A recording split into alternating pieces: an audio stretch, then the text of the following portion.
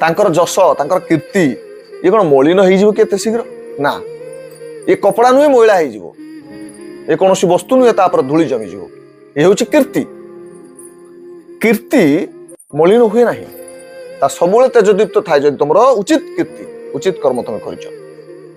ମହାତ୍ମା ଗାନ୍ଧୀ ଆଉ ହିଟଲରଙ୍କୁ ଦେଖନ୍ତୁ। ହିଟଲର କବ୍ଜା କରିକି ଅନେକ ଅତ୍ୟାଚାର କରିଥିଲେ। ସେ ସମୟରେ ମହାତ୍ମା ଗାନ୍ଧୀ ଶାନ୍ତିର ବାହକ ଥିଲେ। ମହାତ୍ମା ଗାନ୍ଧୀ ଗୁଳି କରି ମାରି ଦିଆଗଲା, ହିଟଲର ନିଜେ ନିଜେ ଗୁଳି ଖାଇକି ମରିଗଲେ। କିନ୍ତୁ ମାରି ଦିଆଗଲା ପରେ ବି ମହାତ୍ମା ଗାନ୍ଧୀ ସମସ୍ତଙ୍କ ହୃଦୟରେ ଅମର ହେଇଗଲେ। ପୁରା ବିଶ୍ୱରେ ଯଦି ଭାରତର କୌଣସି ଜଣେ ନେତାଙ୍କୁ ଜଣେ ଲୋକକୁ ପୁରା ବିଶ୍ୱ ଜାଣିଛି ଶାନ୍ତି ପାଇଁ, ସେ ହେଉଛନ୍ତି ମହାତ୍ମା ଗାନ୍ଧୀ। ଘୃଣା ପାଇଁ ଯଦି ପୁରା ବିଶ୍ୱରେ ନାଁ ଖୋଜାଯାଏ ତାହେଲେ ଆସିବେ ହିଟଲର। ତାହେଲେ ଏଇ ହଉଛି ଫରକ କୀର୍ତ୍ତିର। ଉଭୟ ତ କୀର୍ତ୍ତି କରିଛନ୍ତି, କିନ୍ତୁ କୀର୍ତ୍ତି ଭିତରେ ଯୋଉ ଫରକ ଆସୁଛି ସେ ହଉଛି ଗୁରୁତ୍ୱପୂର୍ଣ୍ଣ।